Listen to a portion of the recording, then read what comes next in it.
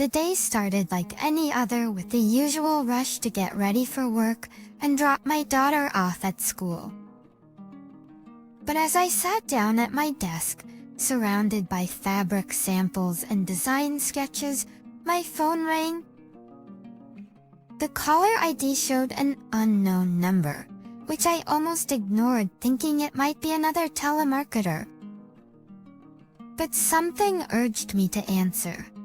"Is this Jenna?" a hesitant voice asked. "Yes, speaking.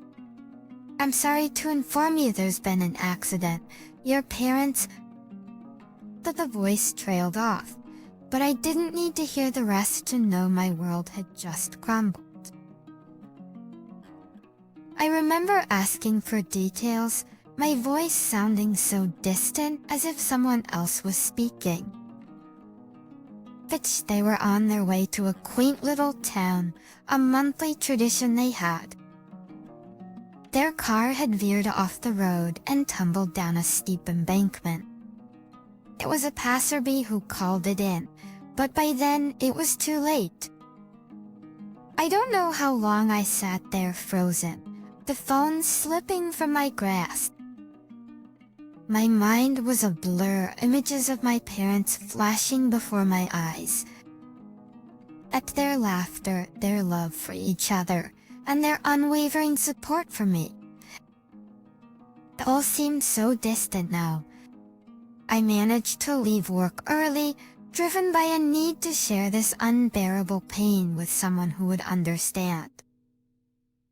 Ek was the first person who came to mind. My husband, my partner, should have been my solace in such a moment. "Barek, I need you," I said, my voice breaking as I called him. His response was immediate but not what I expected. "Jenna, what's wrong? I'm in the middle of something." I took a deep breath, trying to steady my voice. "It's my parents. They were in an accident. They're gone." Ecstatic, both of them. There was a pause, and for a moment, I hoped for words of comfort, a sliver of empathy. But what came was a cold dismissal. "Is that all, Jenna? I'm on a tight schedule here. Can't this wait?" I couldn't believe what I was hearing. "Wait, Derek, my parents are dead. How can you be so heartless?" Another pause, then a sigh. "Look, I'm sorry about your parents, but you know how important this project is.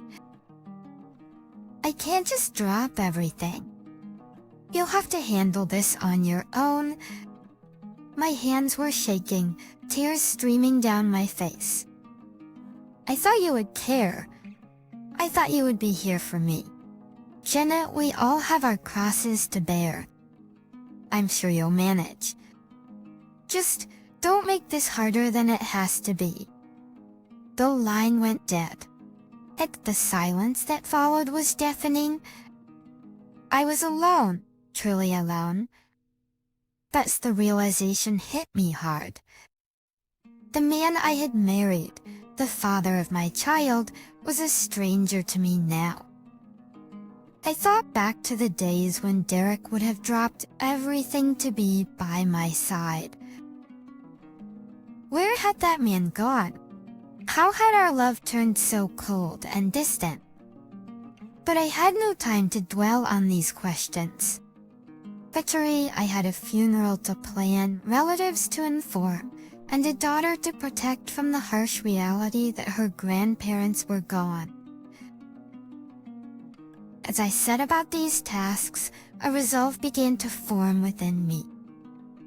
Rick's indifference, his blatant disregard for my feelings, had opened my eyes. I couldn't depend on him, not anymore. This tragedy had not only taken my parents, but had also stripped away any illusions I had about my marriage.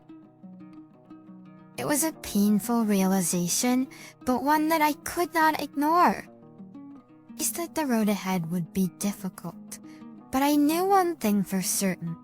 I had to find the strength to move forward, for my sake and for my daughter's. The days leading up to the funeral were a blur, but between making arrangements and comforting my daughter, Lily, I had little time to process my own grief. Luck's absence was palpable, his indifference a constant weight on my heart. But it was during these moments of solitude that I found unexpected strength. My mother-in-law, Elaine, with whom we shared our home, was of no comfort. Her reaction to the news was as cold as Derek's, so both gone at once. Must have been quite the shock, she remarked dryly, not even looking up from her magazine. I nodded, barely able to speak. Yes, it's been hard. Elaine finally glanced at me, her gaze calculating. Well, at least there's a silver lining with the insurance money, right? We could use a bit of good news around here. I stared at her, incredulous. Elaine, my parents just died. How can you think about money at a time like this? She shrugged, her interest already waning. Money makes the world go round, dear. Best to look on the bright side. The lack of empathy stunned me. After Ellie died in Sisteru, I had known Elaine to be difficult, but her callousness in the face of my tragedy was a new low. It was clear I was alone in my grief. The day of the funeral arrived, a somber affair attended by close family and friends. The absence of my husband was noted by many, his excuses of work commitments doing little to mask his apathy. It was a slap in the face, a public display of his disregard for our family. After the service, as I stood by the graveside, my cousin approached me, her expression a mix of concern and anger. I can't believe Derek didn't show up. How could he be so heartless? I shook my head, fighting back tears. He says he's too busy with work. Too busy for his wife's parents' funeral. That's not just busy, Jenna. That's cruel. Her words echoed my thoughts, amplifying the hurt and betrayal I felt. Derek's actions, or lack thereof, were unforgivable. It was a realization that cut deep, severing what little connection remained between us. In the following days, Derek's indifference became more apparent. Calls went unanswered, and when he did deign to speak to me, his words were empty, devoid of warmth or concern. It's done then. The funeral and everything. He asked during one such call, his tone casual, as if inquiring about the weather. Yes, it's done, I replied, my voice cold. Good, no point dwelling on it. His words were like a knife to my heart. Move on. How could I move on when every day was a struggle, a painful reminder of the loss I had suffered? It was in that moment that I made a decision. I could no longer stay with a man who saw my parents' death as nothing more than an inconvenience, a man who lacked the basic decency to support his wife in her time of need. The thought of divorce had crossed my mind before, but I had always pushed it aside, afraid of the implications for Lily. But now, staying seemed far worse than leaving. Derek had shown his true colors, and they were darker than I could have ever imagined. As I hung up the phone, a sense of clarity settled over me. That to the road ahead would be difficult, fraught with challenges and uncertainties. but I was determined to face them head-on.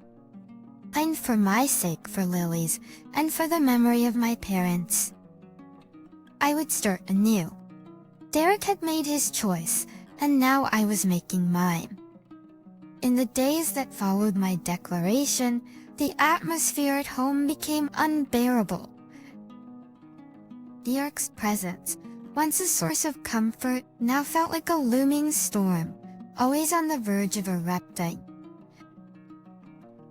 It was during one of these tense evenings that I decided to confront him about his affair, armed with undeniable proof and a resolve made of steel. "Derek, we need to talk. Now," I said, my voice steady despite the racing of my heart. He looked up from his phone, annoyance etched on his face. "What is it this time?" "Jenna, it's about us, or rather, the end of us. I know about the affair." And Derek. And for a moment, there was silence, the kind that suffocates. Then Derek laughed, a sound so devoid of humor it sent chills down my spine. "Affair? What are you talking about?" "Jenna, you're delusional. Out at the photographs, the ones that showed him with her, their intimacy undeniable." "Am I? Then explain these." His face paled as he looked at the images, the realization that his secret was out dawning on him. "Where did you get these?" "That doesn't matter. What matters is that you've been lying to me, to us. All those late nights, the business trips. It was all her, wasn't it?" Dick stood up, the mask of indifference slipping. "Jenna, listen to me. It's not what it looks like. Not what it looks like. How can you even say that? You've been cheating on me, Derek, on your family. How could you?" He ran a hand through his hair, frustration visible in every line of his body. "It was a mistake, okay? It meant nothing. It got out of hand." "A mistake? Is that supposed to make it all okay? You've destroyed our family over a mistake." Peck moved closer, desperation in his eyes. "Jenna, please. We can fix this. I'll end it with her. We can go to counseling, do whatever it takes. Please, don't throw away what we have." The words echoed in my mind, a cruel reminder of the love that had turned into betrayal. "Derek, there's nothing left to save. You throw it all away the moment you decided to be with her. I want a divorce, and I'm taking Lily with me." His demeanor changed then, from pleading to angry. "You can't do that, Jenna. I won't let you take my daughter away from me." "Your daughter? When was the last time you even spent time with her?" "I'm going to make sure she's safe and loved, something you obviously can't provide." Peck's anger flared, his voice rising. "You think you can just take everything from me? You'll regret this. You'll regret this. You'll regret this. Jenna, I'll make sure of it. Regret?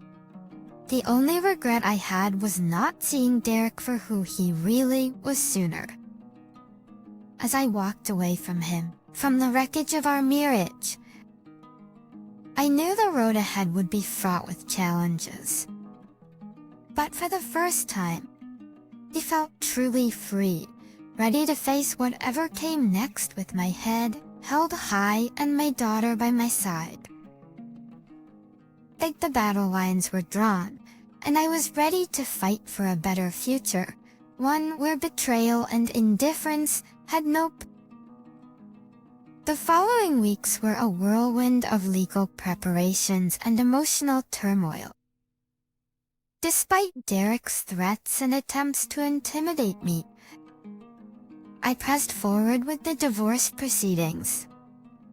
It was during one particularly grueling day that I received a call from my lawyer, a call that would shift the balance of power in my favor. "Jenna, we've uncovered something that could significantly impact your case," my lawyer began, her voice tinged with a mix of surprise and satisfaction. "What is it?" I asked, bracing myself for the worst. "It's about Derek's financials. Appears he's been funneling money into a separate account, one that's linked to the woman he's been seeing. We can use this to prove financial misconduct." The news hit me like a bolt of lightning. Not only had Derek betrayed our family emotionally, but he had also been draining our resources, jeopardizing our financial security for his affair. "Can we take action against this?" I asked, my mind racing with the implications. "Absolutely. This strengthens your case for both the divorce settlement and custody of Lily. We'll make sure the court sees the full extent of his actions." But, armed with this new information, I confronted Derek once again. This time, I had the upper hand, and I was determined to use it to protect myself and Lily. "Derek, did you really think you could hide your financial deceit from me? From the courts?" I asked, watching as he struggled to maintain his composure. "What are you talking about, Jenna?" he replied, attempting to feign ignorance. "Don't play dumb with me, Derek. I know about the money you've been siphoning off for your affair. It's over. You've lost." Let the color drain from his face as the realization set in. For the first time, on patience, I saw a flicker of fear in his eyes, fear of losing everything he had taken for granted. "You can't prove anything," he stammered, but his voice lacked conviction. "Oh, but I can. And I will.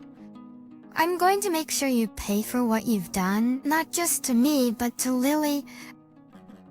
You've endangered her future for your selfish desires." Derek's demeanor shifted from fear to anger, a dangerous glint appearing in his eyes. "You'll regret this, Jenna. I'll make sure you get nothing." But his threats no longer held any power over me. I had the truth on my side, and I was no longer the woman he thought he could control and intimidate. "No, Derek. It's you who will regret it. I'm going to expose you for the liar and cheat you are. And when this is over, both Lily and I will be free of you and your deceit." As I ended the conversation, I felt a sense of empowerment wash over me. For too long, I had lived in Derek's shadow, subjected to his lies and manipulation. But now the tables had turned. Since I was ready to fight back, to reclaim my life and secure a safe and happy future for Lily and myself. The battle was far from over, but for the first time, I felt confident in my ability to win. The courtroom was charged with tension as Derek and I faced off, surrounded by our respective legal teams. The proceedings had been grueling, but today was different. Today the focus was on Derek's financial deceit and his affair, with the evidence laid bare for all to see. "Mr. Thompson, can you explain the purpose of the separate account to which you've been funneling funds from the joint account you share with your wife?" The judge asked, his tone indicating he'd heard enough excuses, but cleared his throat, his usual confidence nowhere to be seen. "Answer, Your Honor, that account was for investment purposes. It has nothing to do with the allegations my wife has made," my lawyer interjected, her voice dripping with skepticism. "Is that why there are multiple transactions linking this account to a Miss Rachel Foster, the woman Mr. Thompson has been having an affair with?" The courtroom fell silent, the weight of the accusation hanging in the air. Derek's lawyer attempted to intervene, but the judge waved him off, his gaze still fixed on Derek. Mr. Thompson, how do you respond to the charge of financial misconduct, specifically the misuse of marital funds for the benefit of your affair?" Derek's response was a mumbled denial, but it was clear to everyone in the room that his defenses were crumbling. The judge leaned forward, his verdict ready. "Given the evidence presented, it's evident that Mr. Thompson has engaged in financial misconduct, jeopardizing not only the marital assets, but also the financial security of his daughter. This will be taken into consideration in the final settlement." As the judge announced the decision, favoring me significantly in both the financial settlement and custody of Lily, X's face was a mask of defeat. But it was his whispered words meant only for me that marked his true downfall. "You've won, Jenna. Are you happy now?" I met his gaze, my response calm and resolute. "This was never about winning, Derek. It was about doing what's right for Lily. You brought this on yourself." That resolve, the courtroom emptied, leaving Derek to grapple with the consequences of his actions. But the victory was bittersweet. As while I had secured a future for Lily and myself, the path to get here had been fraught with pain and betrayal.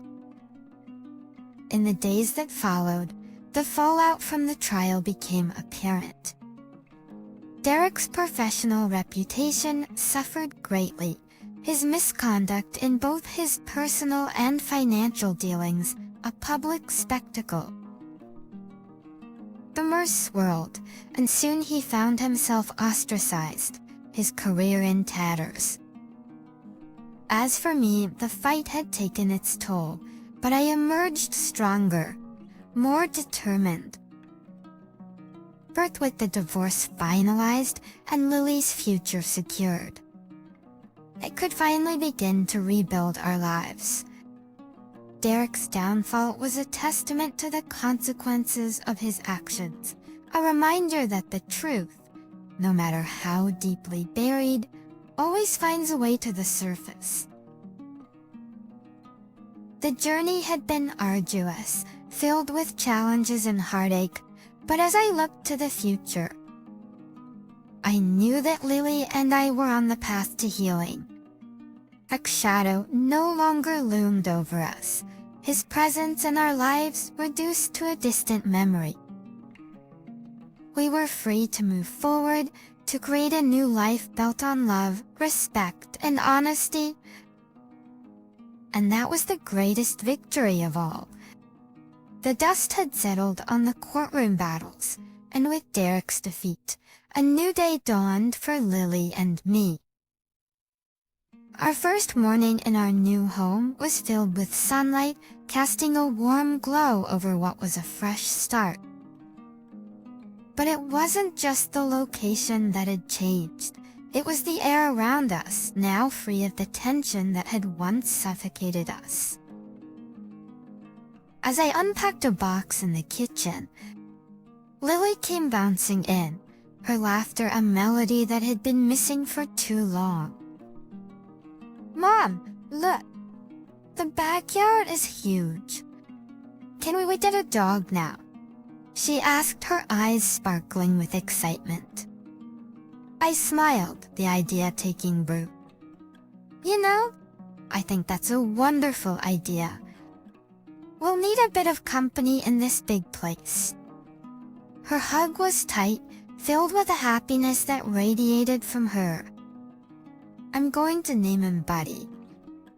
But the simplicity of the moment, of planning for a pet, felt like a luxury after the turmoil we'd endured.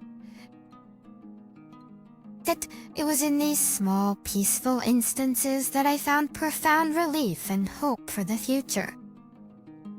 Later that day, I sat down at my new desk, the view from the window overseeing the sprawling backyard where Lily was already imagining adventures with Buddy. It was time to refocus on my career, to rebuild not just our personal lives, but also the professional success I had put on hold. As I drafted emails and planned projects, my phone rang. It was a call from an old colleague offering congratulations and a proposal for a new exciting project. The tide had turned, and where there had once been uncertainty, opportunities were now opening up. Jenna, we've all heard about your strength and determination. It's inspiring, and honestly, we need someone like you to lead this project, my colleague explained, her words sincere. Accepting the offer felt like the final piece of the puzzle clicking into place. This in my career, which had once taken a backseat to marital strife, was now a source of strength and independence. In the evening, as Lily and I sat on our new porch, watching the sunset, I realized that this was what true freedom felt like. We had escaped the shadows and found light in a place we could call our own. Mom, are you okay? You look a little sad, Lily observed, her young face etched with concern. I pulled her close, my heart full. I'm more than okay. Lily, I'm happy. We've made it through the storm and now we're here together. And that's all that matters. Our conversation drifted to plans for the house, for Buddy and all the adventures we would have. It was a simple, beautiful future we were building, one day at a time.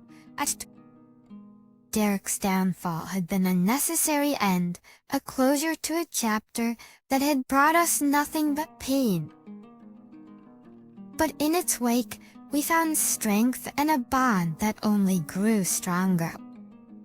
As the night drew in, and Lily's laughter filled our new home, I knew that we had not just survived, we had triumphed. Our fresh start was more than a new beginning. It was a testament to resilience, to the power of love over betrayal. And as I looked at Lily, her face alight with joy and excitement for the future, I was reminded of the greatest truth of all. In the end, love always wins.